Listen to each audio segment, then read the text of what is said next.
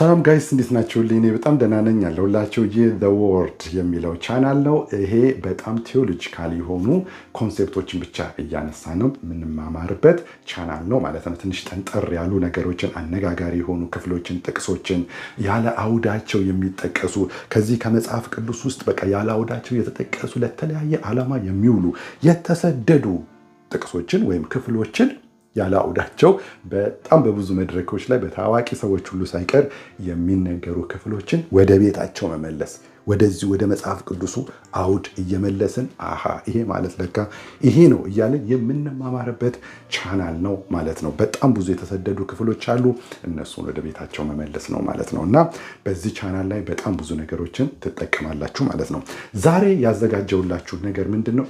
ምናልባትም እስካሁን ድረስ ከተሰሩት ቪዲዮዎች በጣም ብዙ ነገሮችን የምታዩበት ከብዙ ግራ መጋባት የምትድኑበት ቪዲዮ ነው ይሄ። ምክንያቱም ዛሬ ያዘጋጀሁት እንትን ምንድነው ኢንድ ታይም ላይን የሚለው ማለት ነው። ይሄ የመጨረሻው ዘመን ታይም ላይኑ እንዴት ነው? ኦኬ አሁን ዛሬ አለን። ዛሬ 2024 ነው። ከክርስቶስ መስቀል በኋላ 2000 ዓመት ሞልቶናል። አሁን ዛሬ ያለነው 2024 ላይ ነው። አሁን ዓለም አቀፋዊ የክርስቶስ ቤተክርስቲያን ዳግም የተወለደችው በሐዋርያትና በነቢያት አስተምህሮ ላይ የቆመችው የወንጌል አማኟ ቤተክርስቲያን ከዚህ በኋላ ምንድን ነው የምታምነው? አሁን ቀጥሎ ምን ይመጣል ብላ ታምናለች ከተባለ አሁን ማንኛውም አማኝ የሚያምነው መጀመሪያ ላይ ራፕቸር ነው፣ ንጥቀት ነው። ንጥቀትን የሚቀድም ምንም ነገር የለም። ምናልባት ንጥቀትን የሚቀድም ትንሽዬ ነገር አለ ከተባለ እዚህ አካባቢ ጋራ ሶስተኛው የሰለሞን ቤተ መቅደስ አሁን እስራኤል የሚሰራው ማለት ነው። እሱ ምናልባት ኤኒታይም ተጀመረ የሚባል ዜና ልንሰማ እንችላለን። ቢኮዝ ብዙ ነገሮችን አዘጋጅተዋል። የሚታረዱትን የሚሰዉትን ቀያይ ጊደሮች ሁሉ ሳይቀር አዘጋጅተዋል ማለት ነው። ንድፉ በሙሉ ነገር አልቋል ማለት ነው። ኤኒታይም ያ የሰለሞን ቤተ መቅደስ ሊጀመር ይችላል ግንባታው ማለት ነው። ከሱ በስተቀር ምናልባት የአርማጌዲዮን ጦርነት ትንሽ እሱ ሊጀምር ይችላል። ያው እነዚህ ራሽያ ምናምን ይሄ ግሩፑ እንደገና እስራኤል እንደዚህ ያለው አሁን ግሩፑ በደንብ ለይቶለታልና ምናልባት እሱ ኤኒታይም ጀመረ ሊባል ይችላል። ከነዚህ ከሁለቱ በስተቀር ንጥቀትን የቤተ ክርስቲያን ንጥቀትን የሚቀድም ምንም ነገር የለም ማለት ነው። ራይት። ስለዚህ አሁን ያለነው 2024 ላይ ነው። አሁን ኤኒታይም ቤተ ክርስቲያን ትነጠቃለች። ቤተክርስቲያን እንደምትነጠቅ የሚያስረዱ ክፍሎች አንደኛ ቆሮንቶስ ምዕራፍ 15 አንደኛ ተሰሎንቄ ደግሞ 4 ላይ ያለው ክፍል ነው ማለት ነው። አንደኛ ቆሮንቶስ 15ን እንወስድ። አንደኛ ቆሮንቶስ ምዕራፍ 15 ከቁጥር 51 ጀምሮ እንደዚህ ይላል። እነሆ አንድ ምስጢር እነግራችኋለሁ፣ ሁላችን አናንቀላፋም። ነገር ግን የኋለኛው መለከት ሲነፋ ሁላችን በድንገት በቅስፈት ዓይን እንለወጣለን። መለከት ይነፋል፣ ሙታን የማይበሰብሱ ሆነው ይነሳሉ፣ እኛም እንለወጣለን። ይህ የሚበሰብሰው የማይበሰብሰውን ሊለብስ፣ ይህም የሚሞተው የማይሞተውን ሊለብስ ይገባዋልና ይላል። እና ይሄኛው አንድ ስለ ንጥቀት የሚያመለክት ክፍል ነው ማለት ነው። ኦኬ በክርስቶስ የሞቱት አስቀድመው በብሉይም በአዲስ ኪዳንም ያሉት ማለት ነው ከኛ ቀድመው ያንቀላፉቱ እነሱ ይነሳሉ። ከዛ እኛ ደግሞ በቅስፈት ዓይን እንለወጣለን ይላል ማለት ነው። ኦኬ እና ሁላችን እንደዛ የሚበሰብሰው የማይበሰብሰውን ይለብሳል። በቅስፈት ዓይን ነው ይሄ እዚህ ጋር የምታዩት ሰውነታችን የማይበሰብሰውን የሚለብሰው። መጀመሪያ በክርስቶስ ያንቀላፉት ናቸው፣ እነሱ ብድግ ይላሉ። እኛ ደግሞ የማይበሰብሰውን በቅስፈት ዓይን ይለወጣል ማለት ነው። ቢኮዝ ይሄ የሚበሰብሰው የማይበሰብሰውን መልበስ ስላለበት ማለት ነው። ከዛ ሁለተኛው ጥቅስ ደግሞ አንደኛ ተሰሎንቄ ምዕራፍ 4 ከ15 ጀምሮ ያለው ክፍል ማለት ነው። እንደዚህ ይላል ማለት ነው። በጌታ ቃል የምንላችሁ ይህ ነውና እኛ ሕያዋን ሆነን ጌታ እስኪመጣ ድረስ የምንቀር ያንቀላፉቱን አንቀድምም። ቅድምም ተብሏል አንደኛ ቆሮንቶስ ላይ ማለት ነው። ጌታ ራሱ በትእዛዝ በመላእክት አለቃ ድምፅ በእግዚአብሔር መለከት ከሰማይ ይወርዳልና። ጌታ ኢየሱስ ክርስቶስ ከሰማይ ይወርዳል ማለት ምድርን አይረግጥም፣ በአየር ላይ ማለት ነው። ከሰማይ ይወርዳልና ማለት እሱ ነው። በክርስቶስም የሞቱ አስቀድመው ይነሳሉ። በብሉይም በአዲስ ኪዳንም ያሉ በክርስቶስ የሞቱ አስቀድመው ይነሳሉ።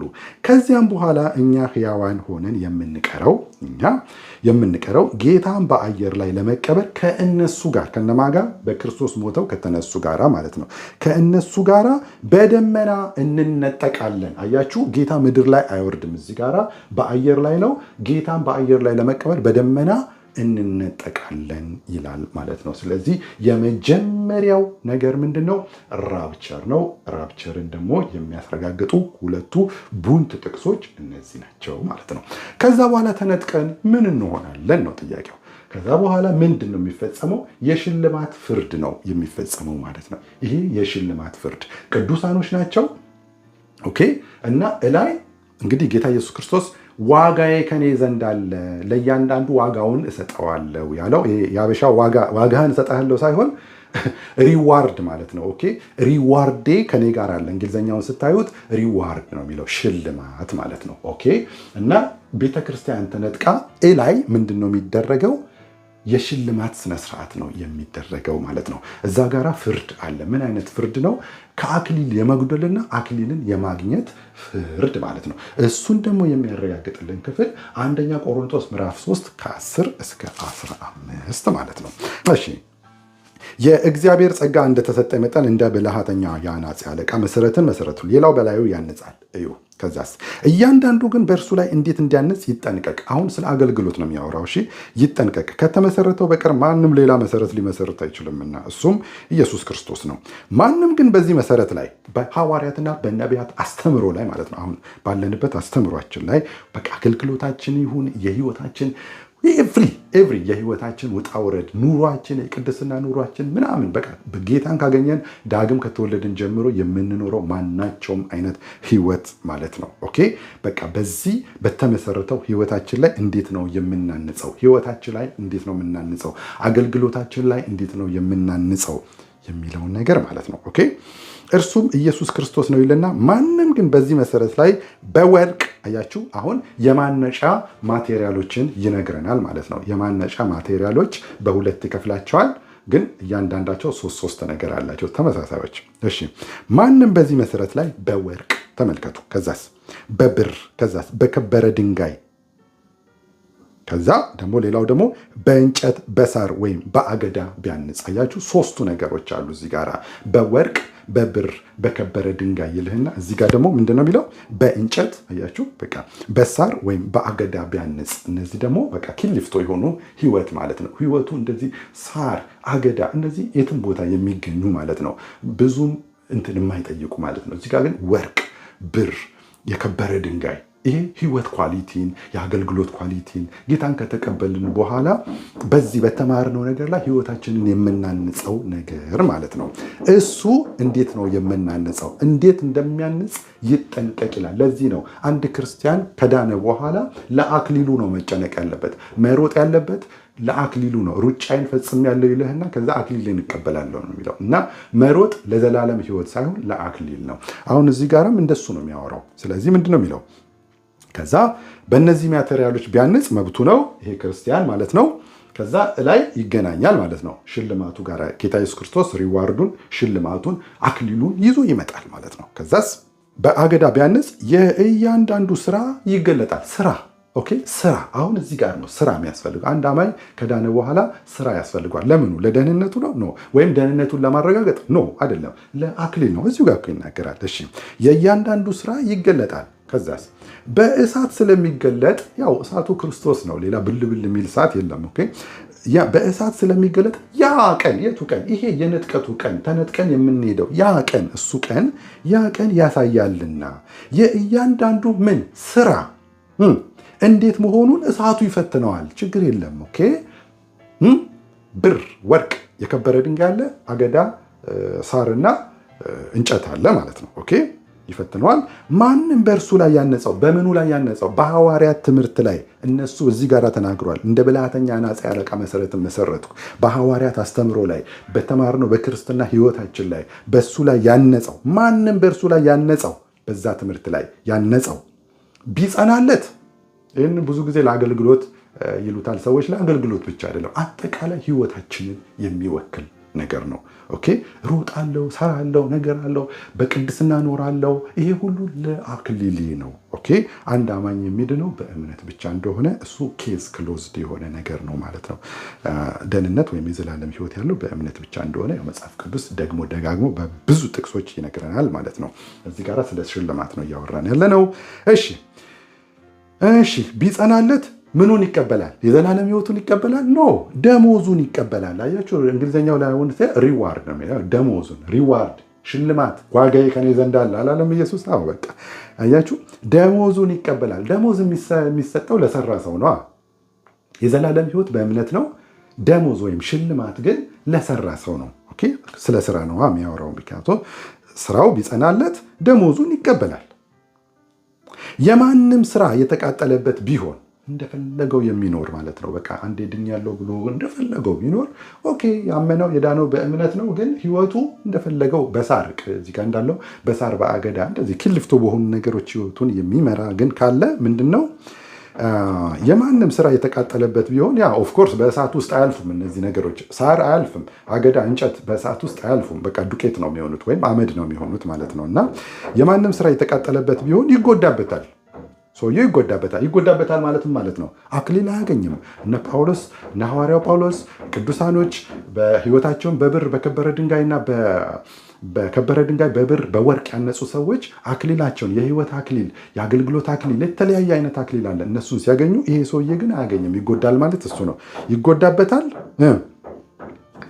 እርሱ ራሱ ግን ሰውየው ይሄ ሰውዬ በብር በአገዳ ይሄ ምንድነው በአገዳ በእንጨት በሳር ያነጸው ሰውዬ እርሱ ራሱ ግን ይድናል። በቃ ምን ታደርገዋለህ? በቃ እንግዲህ መጽሐፍ ቅዱስ ይድናል ካለ ይድናል። አዎ ስራው ተቃጥሎበት ሰውየው ይድናል እኮ አለ መጽሐፍ ቅዱስ ካለ እንግዲህ እዚህ ጋር እኮ ክርክር እኮ አያስፈልግም። በቃ ቢኮዝ ድህነት በምንድነው? በእምነት ስለሆነ ነው። ሰውየው አማኝ ነው። አለቀ። ይኸው እኮ ነው። ኦኬ እርሱ ራሱ ይድናል፣ ነገር ግን በእሳት እንደሚድን ይሆናል። ያው በጭንቅ በቃ ስራው ተቃጥሎበት ሰውየው ግን የተረፈው እምነቱ ነው። በእምነቱ ደግሞ ያው ደህንነት በእምነት ስለሆነ ይድናል ማለት ነው። እና እዚህ ጋር የሚሰጠው ሽልማት ይህንን ይመስላል ማለት ነው። ስለዚህ በህይወታቸው አሪፍ ኑሮ ለኖሩ፣ ጥሩ አገልግሎት ላገለገሉ፣ በቃ መሮጥ ካለብን እንግዲህ እዚህ ጋር ነው መሮጥ ያለብን። በደንብ የምትሰሩትን ስራ በኳሊቲ መስራት፣ ስታገለግሉ በኳሊቲ ማገልገል፣ በህይወት ኑሯችን በደንብ መኖር። እንግዲህ እዚህ ጋር ያለው አንድ ክርስቲያን እንግዲህ መኖር ያለበት እንደዚህ ነው ማለት ነው። ለምኑ ነው መኖር ያለበት? ለሽልማቱ ማለት ነው። ካገለግልን ጥንቅቅ ያለች አገልግሎት፣ ምርጥ አገልግሎት ማገልገል፣ ከሁሉም ምርጡን ለጌታ መስጠት ማለት ነው። ከኖርንም ምርጡን ቢኮዝ እዚህ መሰረት ላይ ኳሊቲ የሆነ ህይወታችን በሁሉም አቅጣጫ በሁሉም በትምህርት ቢሆን በአገልግሎት ቢሆን በኑሮ ቢሆን ከሰዎች ጋር ባለን ሪሌሽንሽፕ በትዳር በምን ኳሊቲ የሆነ ኑሮ መኖር፣ ወርቅ የሆነ ኑሮ መኖር፣ ብር የከበረ ድንጋይ በቃ እንደዚህ አይነት በእሳት ውስጥ ሊያልፉ ሊያሸልሙ የሚችሉ ላይፎችን መኖር ማለት ነው። ኦኬ በቃ ይህንን ነው። በውስጣችን ደግሞ መንፈስ ቅዱስ አለ። እሱን ደግሞ ለቤዛ ቀን ለዚህ ቀን የታተማችሁበትን ማለት ነው። ኦኬ እስከዚህ ቀን ድረስ ነው መንፈስ ቅዱስ የታተመብን፣ ይዞን እስከሚሄድ ድረስ ነው የታተመብን እና እሱን አታሳዝኑ። ቢ ናይስ ፎር ሆሊ ስፒሪት፣ ለሆሊ ስፒሪት በቃ ናይስ ሁኑለት ማለት ነው። በውስጣችን ነው ያለው፣ ናይስ እንሆንለት ማለት ነው። ኦኬ በተቻለን አቅም ማለት ነው። እና ስንወድቅና እንደዚህ ደግሞ በኃጢአት ደግሞ እንደዚህ ደግሞ ስንባክል ምንድነው የምናደርገው? ያው ወደ ጸጋው ዙፋን መቅረብ ነው። ኦኬ ረዳት አለን፣ አጋዥ አለን። ወደ ጸጋው ዙፋን በእምነት መቅረብ ነው። ደግሞ ጸጋ ይደረብልናል። ደግሞ ያችን ጸጋ ደግሞ ይዘን እንነሳለን። ህይወታችንን ወደፊት መቀጠል ነው ማለት ነው። እና እዚህ ጋር የሚከናወነው ነገር ይሄ ነው። ቤተክርስቲያን ትነጠቃለች፣ የሽልማት ስነስርዓት ይካሄዳል ማለት ነው። ይሄ ነው እዚህ ጋር የሚሆነው።